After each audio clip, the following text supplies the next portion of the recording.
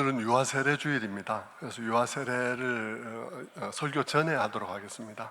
세례일에는 주로 세례에 관한 설교를 하고 이후에 했는데요.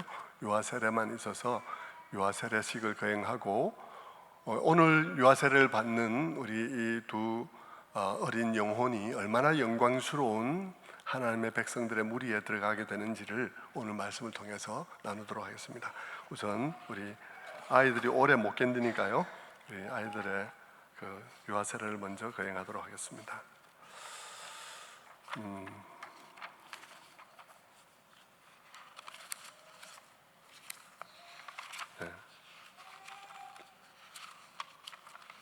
네.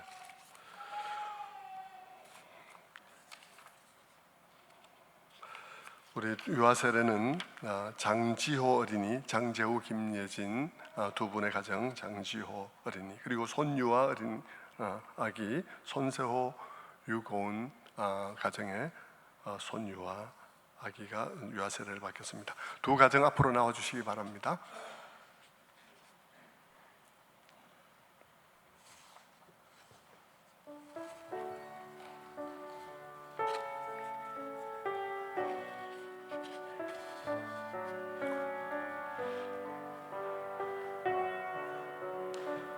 저를 향해서 서주십시오. 두 분이 이렇게 문답을 하도록 하겠습니다. 두 분은 이제 두 가정은 오늘 설교를 통해서 이 하나님의 백성이 되는 일이 얼마나 하나님의 놀라운 보호 아래 들어가는 것인지를 듣게 될 거예요.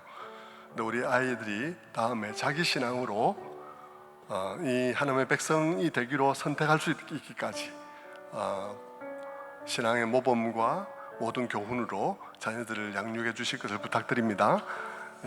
문답을 하겠습니다. 두 분이 손을 드시고 여러분은 이 참 순진무구한 자녀가 예수 그리스도의 피로 씻음과 성령의 새롭게 하는 은혜가 없이는 구원받을 수 없다는 사실을 믿습니까? 여러분이 믿음으로 구원을 얻은 것처럼 이 자녀도 예수 그리스도를 믿음으로 말미암아 구원받는 것을 믿습니까? 여러분은 지금 완전히 이 자녀를 하나님께 바치고 겸손한 마음으로 하나님께 의지해서 친히 경건의 본을 보이기를 힘쓰고 교회의 법도를 가르치고 믿음 안에서 양육하는 데 최선을 다할 것을 서약하십니까? 다 서약했습니다. 예로 대답했습니다. 우리 함께 기도하고 제가 세례를 하겠습니다. 하나님 아버지, 감사합니다. 오늘 이렇게 장지호, 손유아 두 사람을 믿음의 가정에 태어나게 하시고 이렇게 오늘 영광스럽게 하나님과 하나님의 백성들 앞에서 유아세례 받게 하시니 감사합니다. 주님, 온 세상을 구원하시길 원하시는 주님, 우리 이 아이의 부모들이 이 아이에게 예수 그리스도로 말미암는 구원이 꼭 필요한 줄 알아서 세례를 받고 자신의 스스로 힘으로 믿음의 고백으로 입교할 때까지 온 힘을 다해서 자녀들을 믿음으로 양육하려 할 때에 세상을 구원하시기를 원하시는 기뻐하시는 하나님께서 그들을 기억하시고 구원해 주시기를 원합니다.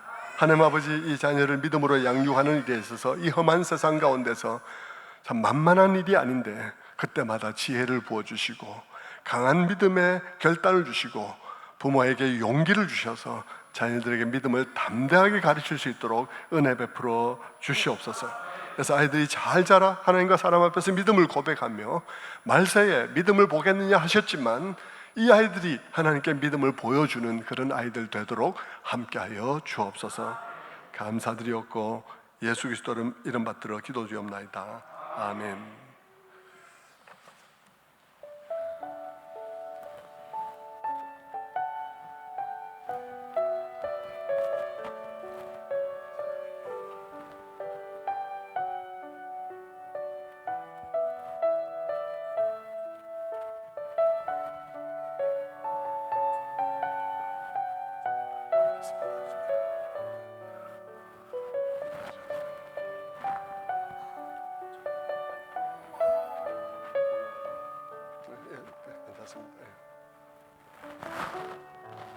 예수 그리스도를 믿는 성도의 자녀 손유하에게 내가 성부와 성자와 성령의 이름으로 세례를 주노라. 아멘.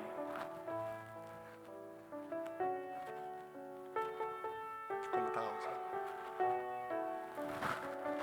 예수 그리스도를 믿는 성도의 자녀 장지호에게 내가 성부와 성자와 성령의 이름으로 세례를 주노라. 아멘. 네, 축복합니다. 꽃다발 있으면 좀 전해주세요. 네. 잠깐만 제가 선언을 하시고요. 제가 선포하겠습니다. 네. 오늘 손유와 장지호 이 두 사람은 하나님의 은혜를 쫓아 유아 세례를 받았으므로 이제 대한예수교 장로회 평촌세순교회 유아 세례 교인 된 것을 내가 성부와 성자와 성령의 이름으로 공포하노라. 아멘. 감사합니다. 돌아서시고요. 네, 꽃다발 전해주십시오. 네.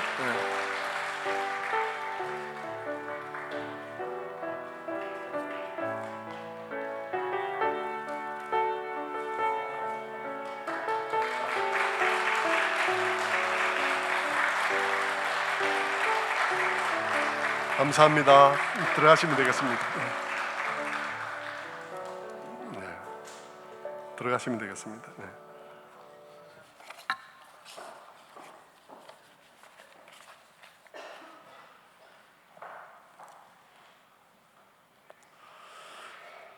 자, 유아 세례 받으신 가정을 축하드리고요. 자, 오늘은 이 아이들이 얼마나 놀라운 공동체, 놀라운 자리에 초대되었는지를 우리가 살펴보도록 합니다. 오늘 말씀은 계시록인데요. 이 계시록은 주님의 제자 중에 요한이 부활하신 예수님에 관한 증거를 하다가 밤모섬에 유배당한 이후에 거기서 홀로 고독하게 예배를 드리던 중에 주의 날에 하늘이 열리면서 하늘의 광경을 보게 된 것을 기록한 것입니다. 그때 그는 보좌에 앉은 이를 보았는데 많은 얘기들이 기록되어 있지만 오늘은 특별히 그 보좌에 앉은 이의 오른손에 있던 그 책 두루마리 하나가 있었던 사실을 기억하기 원합니다. 그 두루마리는 보좌에 앉은 이의 오른손에 들려 있었는데 안팎으로 기록되어져 있었다 그랬습니다. 그리고 7개의 인으로 봉인이 되었다 그랬습니다. 그 책에 기록된 이 안팎으로 기록되어진 내용이 뭐겠습니까? 우리는 그 인을 떼면서 진행되는 것으로 볼 때에 그것은 하나님께서 이 역사를 어떻게 진행시키시며 마지막에 어떻게 심판하시며 어떻게 구원하실 것인지에 대한 이야기를 기록해 둔 것이라고 말할 수 있습니다. 두루마리가 안팎으로 기록되어져 있다는 것이 저는 뭐 이렇게 누가 그렇게 얘기하고 있는 것은 아니지만 저는 생각해 볼 때에 그게 무슨 뜻일까 생각하면서 계시록을 이렇게 앞뒤를 살펴보면서 저는 그렇게 생각합니다. 이 두루마리의 앞과 뒷면이 기록되어져 있다. 이렇게 두루마리를 풀어서 읽는데요, 앞을 읽는데 뒤에도 내용이 기록되어져 있다는 것이죠. 어느 지점, 이게 역사에 관한 이야기인데, 구원 역사에 관한 이야기인데 어느 지점을 읽어도 이 얘기도 저 얘기도 서로 연관이 있다는 얘기가 될 것이에요. 같은 시점에 관한 이야기라고 생각할 수밖에 없죠. 다시 말하면 이거는 동일한 역사가 진행되어지는데 한편으로는 표면적인 역사, 한편으로는 이면적인 역사가 기록되어져 있다고 보여집니다. 여러분, 한편으로는 세속적인 역사, 한편으로는 구원의 역사가 기록되어져 있는 것이죠. 한편으로는 심판의 역사가 기록되어져 있고 한편으로는 구원의 역사가 기록되어져 있는 것이죠. 같은 시점에 일어나는 동일한 사건이지만 멸망하는 자들에게는 심판의 세월, 심판의 사건이 되지만 그 얘기가 이면에 하나님의 또 다른 역사에 있어서는 구원받는 사람들에게는 그 세월은 구원의 세월, 구원의 사건이 될 수 있다 하는 그런 된다는 말씀이죠. 자, 이것이 저는 타당하다고 생각되는 것은 이후 계시록의 전개가 그렇게 전개된다는 것입니다.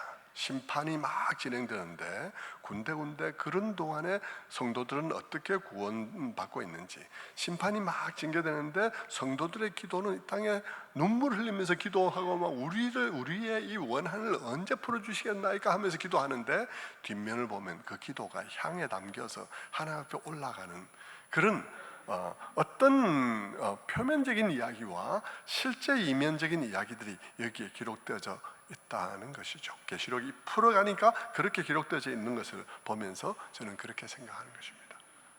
이것이 굉장히 필요한 것은 왜 그러냐 그러면요, 어떤 것을 입체를 설명할 때는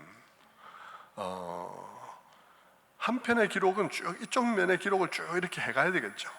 그러면서 이쪽에는 또 다른 이야기가 기록되어 다른 이야기 할 때는 다시 시작해야 되는데, 이 얘기 설명하고 난 다음에 이거를 설명한다 해서 이것 다음에 이 사건이 일어나는 건 아니죠.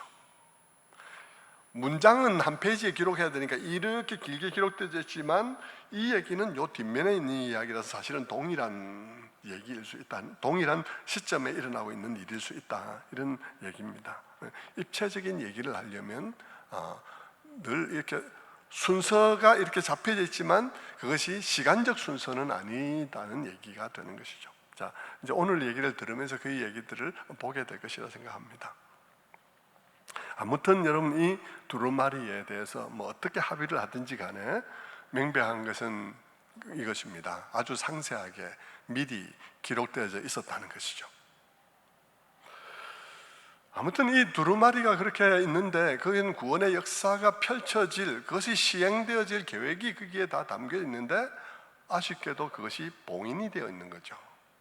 그래서 요한이 이것을 봉인을 뜯고 그것을 진행시킬, 합법적으로 봉인을 뜯고 진행시킬 존재가 보이지 아니하기에 큰 소리를 울었습니다. 울었더니 장로 한 사람이 와서 울지 마라 그러면서 이 봉인을 뗄 사람이 있다라고 말하는 것입니다. 누구냐? 유다지파의 사자, 유다지파의 사자가 승리했다라고 말을 해요. 그래서 요한이 유다지파의 사자를 보려고 고개를 들어보니까 그 사자가 있을 자리에 뭐가 있냐 그러면 어린 양이 있었습니다. 그리고 그 어린 양은 일찍 죽임당한 것 같은 어린 양이더라, 이렇게 4장에 되어 있어요. 말할 것도 없이 다윗의 후손으로 오신, 다윗 지파의 후손으로 오신 승리자 예수 그리스도, 십자가에서 일찍 죽임 당하시고 부활하신 예수 그리스도를 말하는 것입니다. 자, 그러고 나서는 6장부터는 인을 떼기 시작해요. 인을 뗄 때마다 무서운 심판의 사건이 일어나게 되죠. 세상에서 화평이 제거됨으로 말미암아서 전쟁이 일어나고, 그리고 기근으로 인해서 살인적인 인플레이션이 일어나게 됩니다. 그리고 여러 가지 이유로 사람들이 죽는 일들이 일어나죠. 그리고 이제 첫째 인, 둘째 인, 셋째 인 이렇게 떼고 난 다음에 마침내 여섯째 인을 떼는데 하늘이 종이장처럼 말려가고 별들이 나무에서 바람 불 때 열매가 떨어지듯이 별들이 떨어지는 일들이 일어났습니다.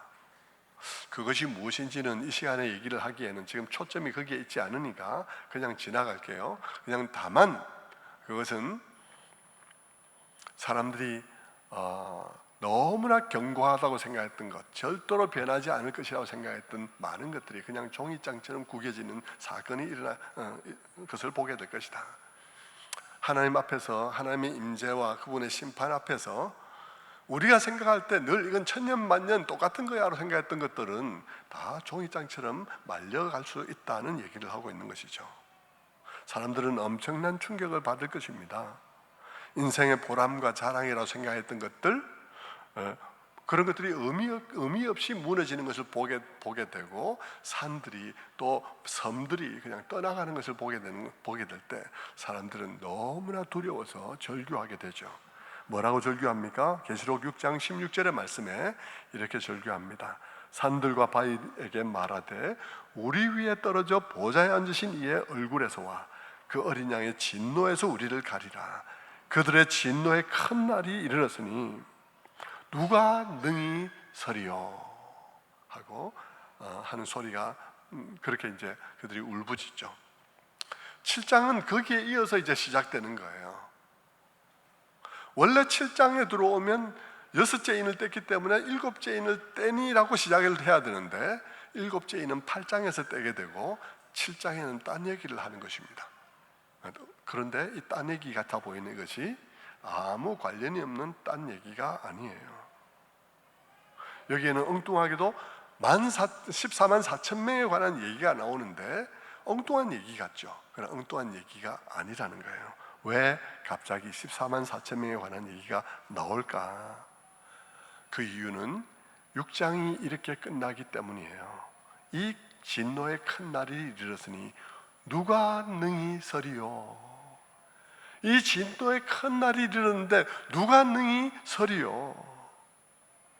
사실 여러분, 이 누가 능히 서겠냐, 누가 이 진노를 견디겠느냐, 이건 너무나 계시록의 흐름상도 자연스러운 질문이거니와 여러분, 이 질문은 모든 교회의 질문일 수밖에 없어요. 특별히 1세기의 교회들에게는 들에 있어서 더욱더 그렇죠. 그들은 엄청난 핍박을 받으면서 이거 누가 또 살아남겠나 하는 생각이 들 것입니다. 오늘날 교회도 마찬가지입니다. 이렇게 참 어떤 지역에서는 막 기독교인 되면 잡아 죽이기도 하고, 어떤 지역에는 너무나 편리한 유혹으로 온 기독교인의 정신을 다 앗아가고, 이런 유혹과 이런 핍박 속에서 누가 살아남겠나, 그리고 하나님께서 임하실 때 그 진노의 날에는 누가 살아남을 수 있을까 하는 생각을, 하나님의 심판이 이렇게 무섭게, 그분의 나타남이 이렇게 무섭게 나타난다면 산들이 떠나오고 섬들이 떠나오고 하늘이 종이장처럼 말려나오고 하늘에 정말 천년만년 그대로 있을 것 같은 하늘의 별이 땅에 떨어진 것과 같은 엄청난 일이 일어날 수밖에 없는 그 어마어마한 분의 나타나심과 그분의 심판 앞에서 교회와 성도들은 어떻게 될 것인가, 누가 이것을 이런 가운데서 서겠는가 하는 것입니다. 거기에 대한 대답을 7장이 하고 있는 거죠. 7장이 대답합니다. 누가 능히 서리요? 교회가 선다라고 대답하는 것입니다. 교회가 서 있게 된다는 것입니다. 그 엄청난에도 불구하고 보존되어지고, 그 엄청난 일에도 불구하고 남아있을 수 있는 존재가 바로 교회라는 것입니다. 심판과 환난의 날이 온다 할지라도 그 심판을 능히 견디는 자들이 교회라는 것이죠. 그 엄청난 일들이 일어날 때 그때 그들이 그 가운데 있다 할지라도 그들은 부서지거나 사라지는 것이 아니라 철저하게 보호된다는 것입니다. 그것을 두 개의 그림을 통해서 보여주는데, 하나는 14만 4천 명에 관한 그림을 통해서 땅에서 바람이 불지 말라 그러면서 이제 보존하고 있는 14만 4천 명의 이야기를 통해서 보여주고, 다른 한편으로는 하늘에서 보이는 능히 셀 수 없는 사람들, 모든 열방과 방언 가운데서 나오는 능히 셀 수 없는 흰옷 입은 사람들의 이야기를 통해서 교회가 능히 서고 교회가 능히 지켜진다는 사실을 보여주고 있는 것입니다. 자, 첫 번째 한 장을 보겠습니다. 7장 1절입니다. 이 일 후에 내가 네 천사가 땅 네 모퉁이에 선 것을 보니 땅의 사방의 바람을 붙잡아 바람으로 하여금 땅에나 바다에나 각종 나무에 불지 못하게 하더라. 첫 장면은, 요한이 본 7장에서 본 첫 장면은 땅의 네 귀퉁이에서 천사들이 바람을 불지 못하게 바람을 붙잡고 있는 모습을 본 것입니다. 이 바람은 밖에 지금 부는 저런 바람 아니고요, 하나님께서 이 땅에 불게 하는 재앙의 바람을 말합니다. 재난의 바람을, 폭풍을 말하는 것이죠. 하나님께서는 그 세상을 심판할 그런 재난의 폭풍을 다 준비하고 있으면서도 그것을 억제하고 있다는 사실을 보여줍니다.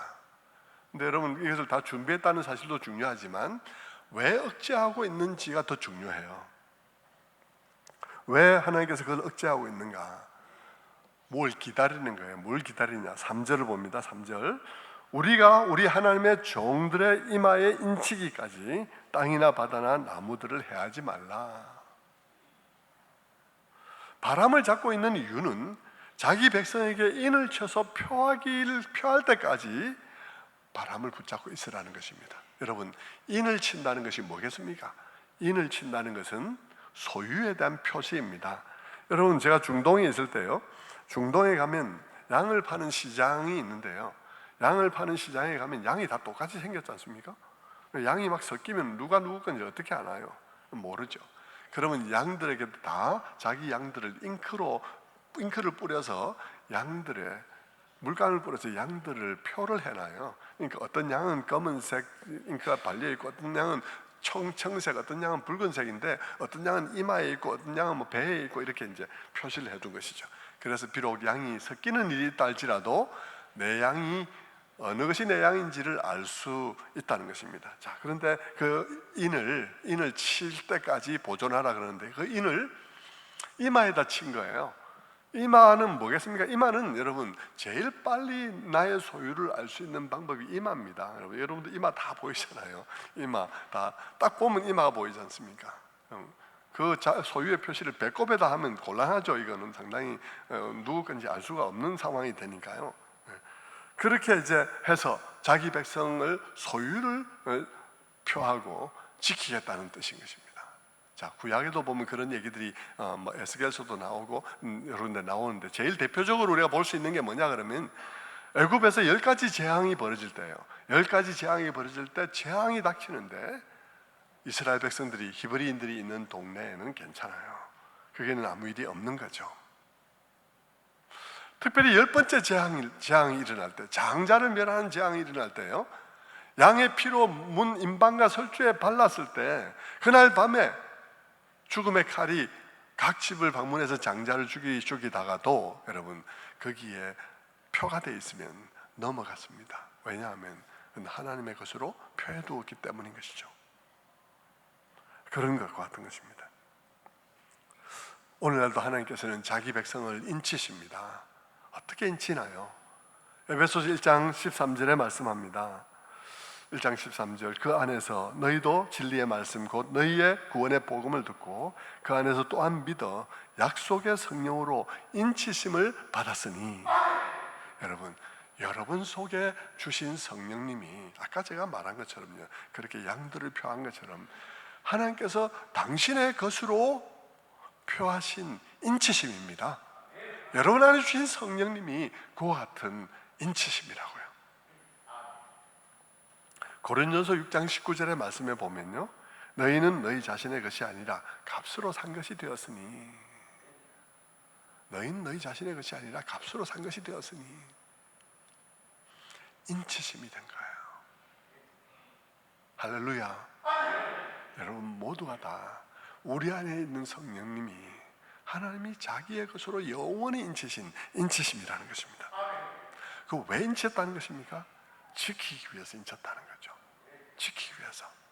여러분, 칼빈주의 교리에 보면 성도의 견인이라는 게 있습니다. 성도의 견인. 성도들 끝까지 하나님께서 붙드시고 인내하고 이기게 하신다는 것입니다. 자기 것을 삼으사 그렇게 하신다는 거예요. 여러분, 바람을 붙잡아 두고 자기 백성에게 인을 치는 장면을 통해 하나님이 말씀하시려는 것은, 이런 심판과 환난의 시기에도 주님은 교회는 지키신다는 것입니다. 여러분, 그렇다고 오해는 하지 말기 바랍니다. 지키신다고 했지 환난을 면하게 해주신다는 말은 하지 않았어요. 여러분, 예수 믿는 자들에게는 어려움이 하나도 없을 것이라고 말하지 않고 있다는 것입니다. 하나님께서 어려움 중에도 보존하시고 지키시고 승리하게 하신다는 이야기를 하고 있는 것입니다. 이기게 하신다는 것이죠. 환난이 있을 때 환난으로 인해서 더욱더 정화되고 준비되게 하신다는 말입니다. 여러분, 환난과 어려움의 시간들이 우리에게 동일하게 여러분, 우리는 적어도 그런 기대는 하지 마십시오. 다른 사람 다 고통받는데 우리만 고통 안 받을 거다. 같은 시대를 지나가고 있고 같은 사건들이 지금 일어나고 있는데 우리만 고통 안 받을 거다. 여러분, 이런 기대는 하지 마십시오. 우리는 이 세상이 기울어지면 같이 기울어진 데서 고통받고, 인플레이션 오면 같이 고통받고, 다 고통받을 수밖에 없어요. 하나님께서 그것에서 우리를 면제시키지 않았습니다. 그런데 여러분, 우리에게는 그런 고통의 시간이 단지 고통의 시간이 아니라 불순물을 제거하고 소망을 하나님께 두는 정화되는 시간이 된다는 것입니다. 성도들에게 고난은 면제되는 것이 아니라 그리스도의 신부로 더욱더 합당하도록 준비되는, 거룩하고 정결하게 준비되어지는 시간이 되게 하신다는 뜻이죠. 그런 지키심의 은혜로 인해서 성도들이 고난이 왔을 때 잠시는 당황하지만 그것이 피할 수 없다고 여겨질 때 믿음 안에서 기도하면서 찬송하면서 이겨내는 것입니다. 여러분, 그래서 그들은 그 고난 속에서 이렇게 고백하게 되는 거예요. 시편 119편 71절에서 말하고 있는 것처럼 고난당한 것이 내게 유익이라. 이로 말미암아 내가 주의 율례들을 배우게 되었나이다. 이상하게 성도들은 고난이 왔는데 처음에는 울며 불며 교회 와서 막 그냥 이렇게 하나님 내게 왜 이러십니까 하면서 막 그렇게 하다가도 여러분, 성도들 마지막에는요, 그 고난으로 인해서 고난 아니면 알 수 없었던 얼마나 귀한 것을 깨닫는지 모릅니다. 너무나 놀라운 것을 깨닫게 되죠. 성도들은. 저도 그래요. 저도 여러분 고난을 통해서 정말 하나님 앞에 제가 때로는 그런 생각이 든다니까요. 제가 여러분 정말 얼굴이 평온하니까 모든 게 다 평온하리라 생각하지 마십시오. 여러분, 사람마다 다 자기에게 주어진 고난이 있습니다. 정말 너무너무 고통스럽고 힘든 시간을 보냈습니다. 너무너무 고통스럽고 힘든 시간을 보냈는데요. 그런데 여러분, 그 시간에 또 깨달음도 엄청 얻었거든요. 내가 가만히 생각해 봅니다. 하나님을 원망하려 해도요, 이런 깨달음, 이런 귀한 것을 내가 그 시간 아니면 깨달을 수 없었다고 생각하니까 하나님을 원망할 수가 없더라고요. 네? 그건 너무 금보다도 더 귀한, 제가 보면서 이거는 다른 목회자한테 얘기를 하려고 그래도요, 안 겪어봤으니까 얘기가 안 되는 거예요. 이게 네? 어떻게 절에 좀 나누려 그래도 이게 너무 피상적으로밖에 전달이 안 돼요. 근데 그게 내 안에 있다는 거죠. 할렐루야. 너무 감사한 것 아니겠습니까? 네. 그렇더라고요. 고난당한 것이 내게 유익이라. 이로 말미암아 내가 주의 율례를 배우게 되었나이다. 정말 그런 거죠. 여러분, 토플레디라는 찬송시 작가가 있습니다. 그는 그 찬송시 중에서 그렇게 고백하는 거 있습니다. 이 풍랑 의지하에서 더 빨리 갑니다. 고요한 바다로 저 천국 향할 때 주 내게 순풍 주시니 참 감사합니다. 순풍 주시면 감사하죠. 그런데 여러분, 큰 물결 일어나 나 쉬지 못하나 이 풍랑 의지하여서 더 빨리 갑니다. 여러분, 고난 중에 있는 성도들이요, 이 찬송 부르면서 얼마나 많이들 울었겠습니까? 그래서 얼마나 많이 그렇게 고백하게 되었겠습니까? 이 토플레디는요 38세의 요절한 사람입니다. 몸이 약해서 평생 고통 속에 살았던 사람이에요. 근데 여러분, 그런 고통 속에 살면서도 참 즐겁고 기쁜 얼굴로 살았대요. 그러니까 그가 이런 고백을 하는 것이죠. 순풍 주면 순풍 주셔서 감사하고, 또 큰 물결이 일어나서 나 쉬지 못할 때는 이 풍랑 의지에서 주님께 더 가까이 가니까 감사하고, 고난이 오니까 고난 속에서 그것 아니면 깨달을 수 없는 귀한 것을 깨닫게 되니까 너무 감사하고, 여러분, 어느 날 정신을 차려서 보니까요, 제 마음속에 엄청난 진리가 엄청난 견고하게 다이아몬드처럼 뚝 들어와 있더라고요. 네? 그 고난으로 갈려진 다이아몬드가 내 안에 딱 들어와 있더라고요. 그러니까 어떻게 원망을 할 수 있겠습니까? 그것이 성도의 고백이죠. 이런 성도들에게서 이런 고백이 나오는 이유는 사실 하나님이 그들을 보호하기 때문이에요. 보호하지 않으면 그들은 다 배도하고 가고 없죠. 그럼 원망하고 다 절망하고 막 난리가 났겠죠. 그런데 하나님께서 그들을 보호하니까 그들은 결국 그런 고백을 하게 되는 것입니다. 여러분, 하나님의 보호하심은 절대 안 당하게 하는 보호하심이 아닙니다. 당하되 이기게 하는 보호하심입니다. 환난이 피해가는 것만이 하나님의 보호가 아닙니다. 환난을 이기게 하는 것도, 은혜를 주사 이길 힘을 주시는 것도, 피할 길을 주시는 것인 것이죠. 워치만 네 얘기를 전에도 했지 않습니까? 늘 여러분은 그것을 마음에 기억하시기 바랍니다. 워치만 네가 어느 날 어려운 일을 당하는 가운데서 밤에 자다가 꿈을 꾸는데, 꿈에 급류를 따라서 배를 타고 막 배가 내려가는데 앞에 바위가 딱 나타났더라는 것입니다. 바위에 갖다 박을 수밖에 없는 그런 상황이 되었을 때 어찌만 네가 하나님께 기도합니다. 하나님 구원해 주세요. 하나님께서 그에게 꿈에 얘기를 했습니다. 꿈입니다. 그의 꿈. 꿈에 말하기를, 내가 너를 피해서 가게 할까?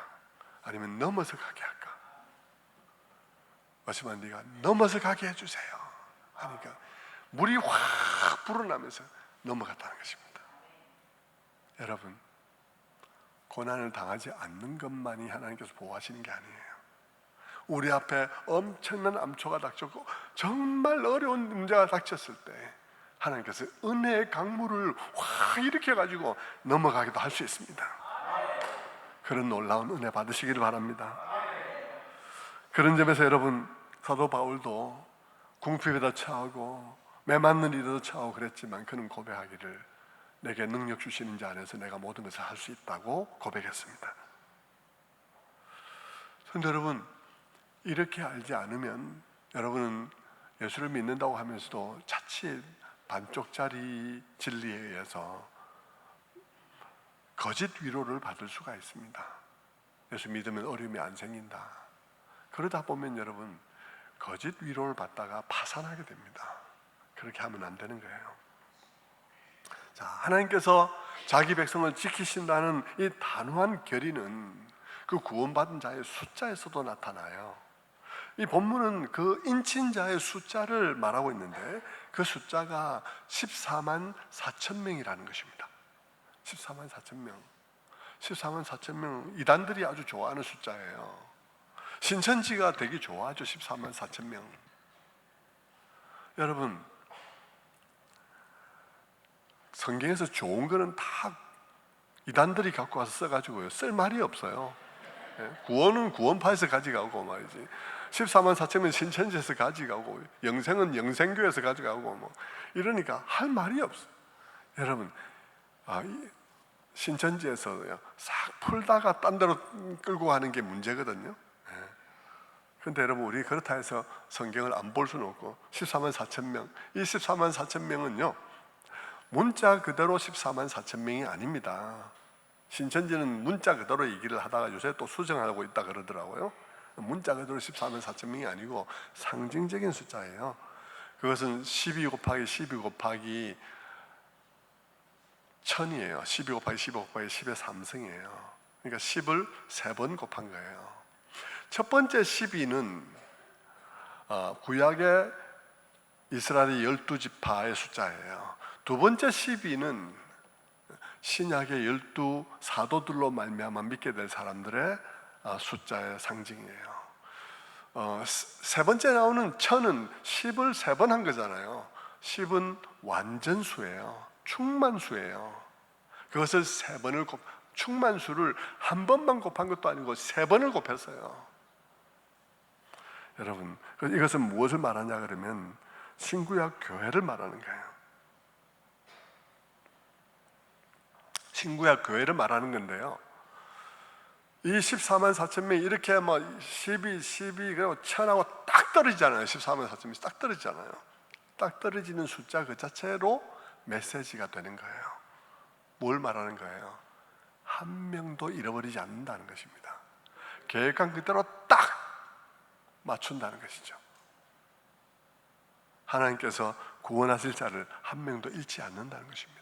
요한복음 17장 11절과 12절에 보면 예수님께서 기도하는 게 나옵니다. 거룩하신 아버지여, 내게 주신 아버지의 이름으로 그들을 보전하옵소서. 내가 그들과 함께 있을 때에 내게 주신 아버지의 이름으로 그들을 보전하고 지켰나이다. 주님께서 지키신다는 거죠. 베드로를 위해서 주님께서 기도했다. 내가 너를 위하여 기도하였노니 그랬습니다.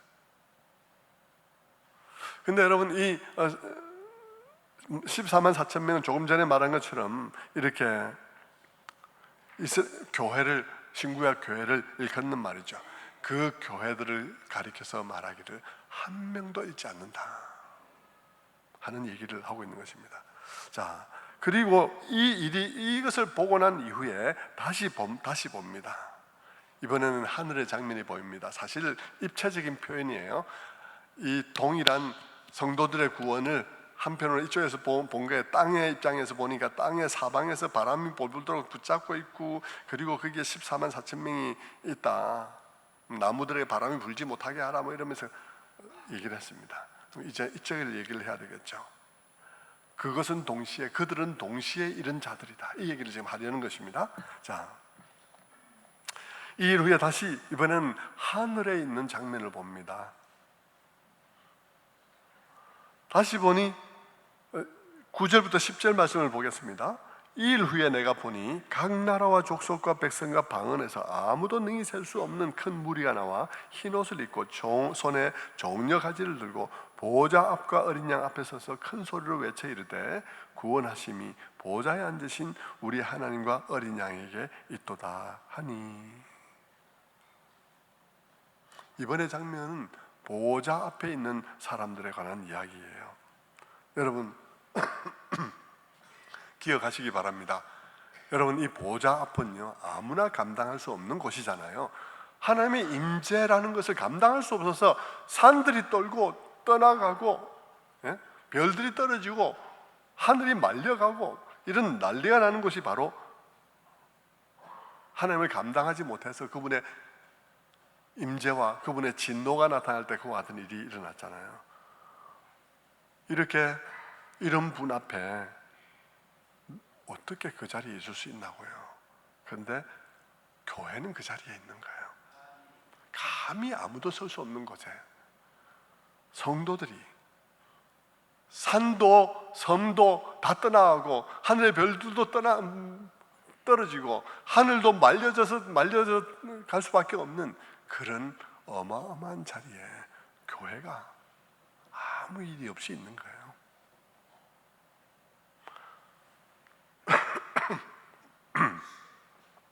여러분 기억하십니까?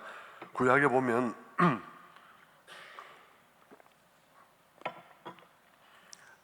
출애굽기 24장에 시내산에 하나님께서 임하셨을 때요, 아무도 산에 못 올라갔습니다. 산이 떨고 있었습니다.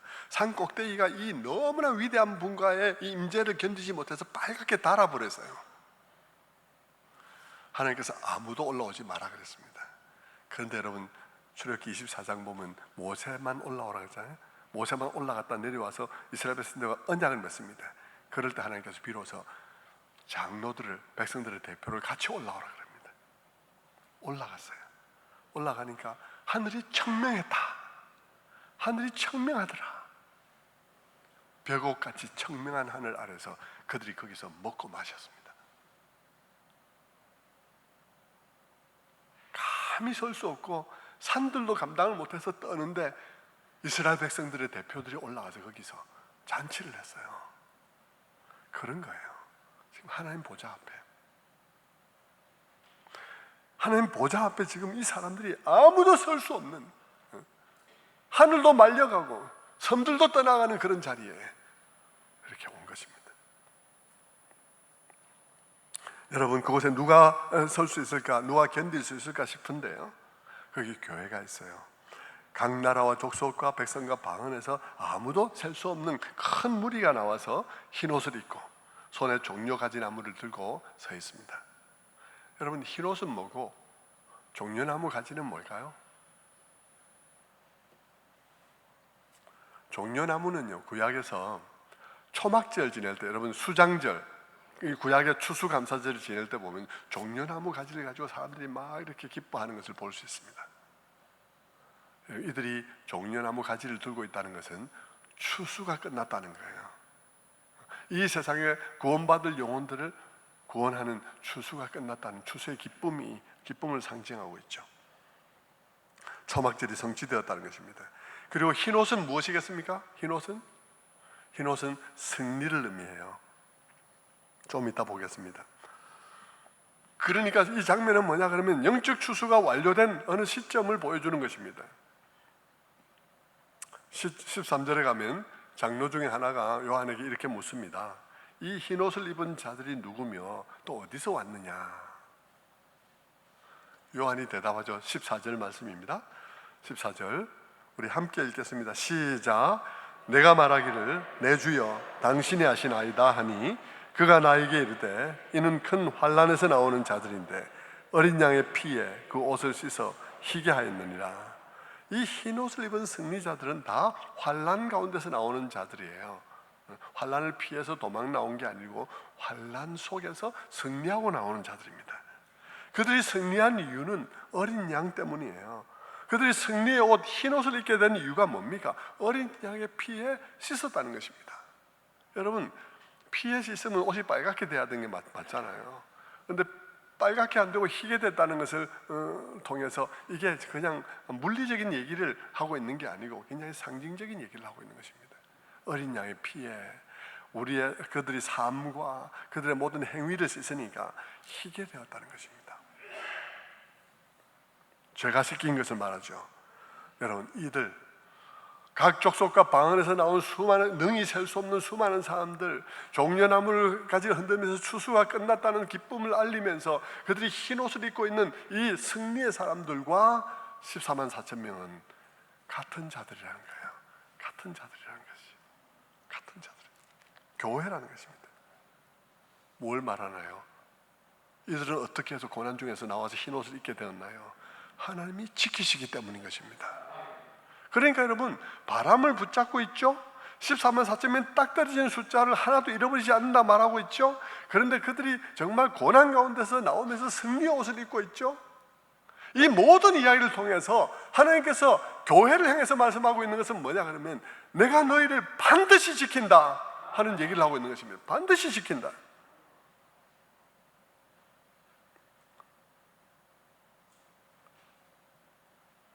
그런 말씀을 하고 있는 거예요. 말씀드린 대로 이 모든 환상은 6장의 마지막 절에 대한 대답이라 그랬습니다. 뭡니까?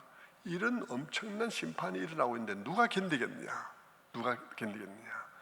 견딘다는 거죠. 누가요? 교회가요. 왜? 어린 양의 피에 씻었기 때문에 견딘다는 것입니다. 하늘도 견딜 수 없고 하늘도 감당할 수 없고 섬들도 산들도 감당할 수 없는 그 하나님의 영광의 존전에 나아가는 일을 교회는 견딘다는 것입니다.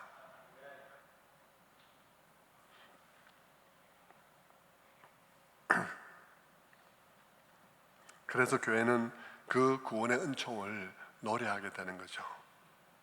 만입이 내게 있으면 그 입 다 가지고 내 구주 크신 은총을 늘 찬송하겠네. 만입이 내게 있으면, 입이 내게 만 개가 있어도 그 입 모두 다를 가지고 찬양하겠다.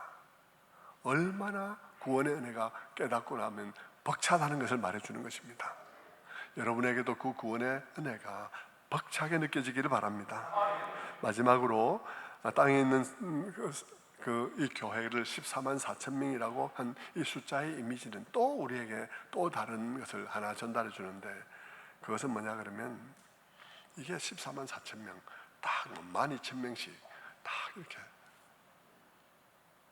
무엇이 연상됩니까? 탁탁탁탁 규격이 잡혀져 있는 거, 무엇이 연상되세요? 여러분, 군대가 연상이 됩니다. 군대. 이 땅에 있는 교회, 구원받아서 환난 가운데 나오고 흰옷 입고 종려나무 흔들면서 추수가 끝났다고 하나님 앞에 기뻐하는 그 천상의 교회는 승리한 교회지만, 이 땅에 있는 교회들은 14만 4천 명, 뭐예요? 전투하는 교회라는 것입니다. 전투를 해요. 어떤 전투를 하나요? 그냥 핍박 있고 환란 있고 그것을 견디는 싸움도 싸움이지만 근본적으로 이 싸움은 땅의 것을 바라보지 않고 위의 것을 바라보는 싸움입니다. 위에 승리하신 주님이 계신데 그분을 바라보면서 이 땅의 삶을 살아가는 싸움이죠. 다른 삶, 다른 방식의 그런 삶들을 살아가는 싸움이에요. 여러분, 위를 바라보는 이유가 뭡니까? 위에 그리스도가 계시기 때문입니다. 왜 그리스도를 바라보면 힘이 납니까? 그분이 그냥 위에, 예수님은 위에 계셔, 이게 아니라 여러분, 위에 계신 그분이 왜 거기에 앉았는지, 그분이 거기에 앉은 것은 어떤 위대한 계획의 결과이며 어떤 위대한 성취 과정을 거쳐서 어떤 위대한 신실하심의 결과로 그분이 거기에 앉아 계신지를 보는 것입니다. 신구약 모든 진리를 통으로 우리가 이해하면서 그분이 위에 계신 것을 바라보는 것이죠.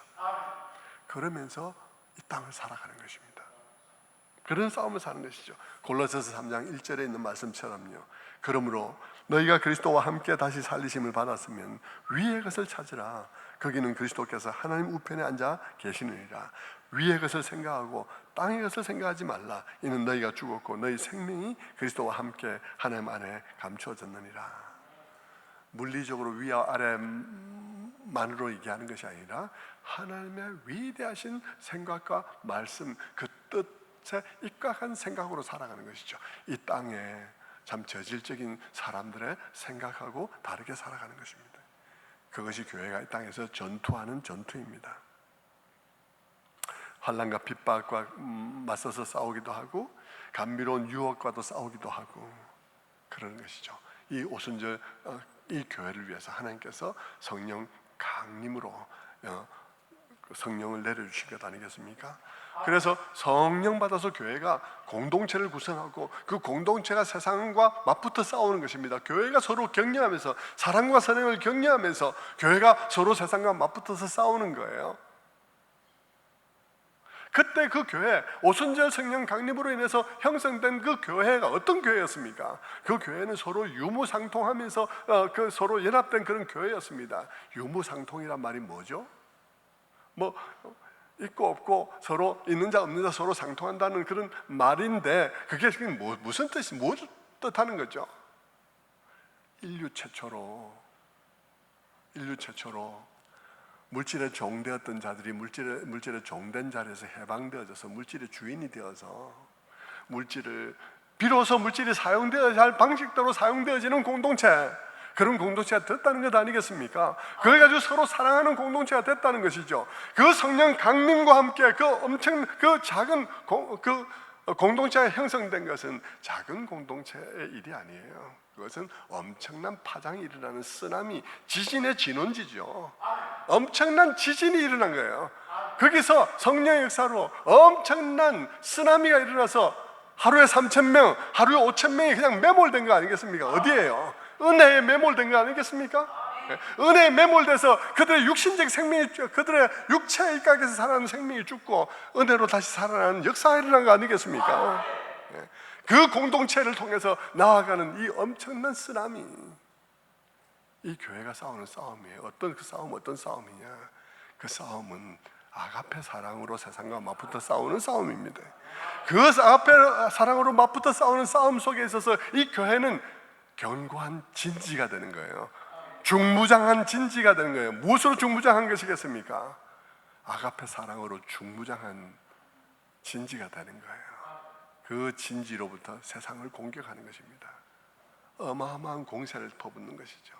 그런데 그 공세는 무례한 게 아니에요. 아무데나 그냥 가서 막 아무데나 소리 지르고 이렇게 하는 그런 방식으로 하는 게 아니에요.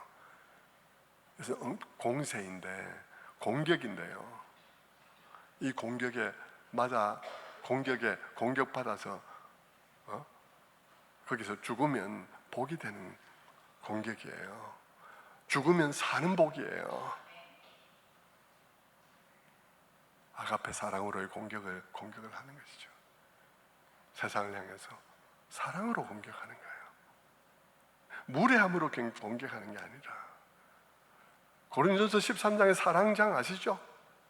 그런 사랑으로, 사랑은 무례하지 아니하며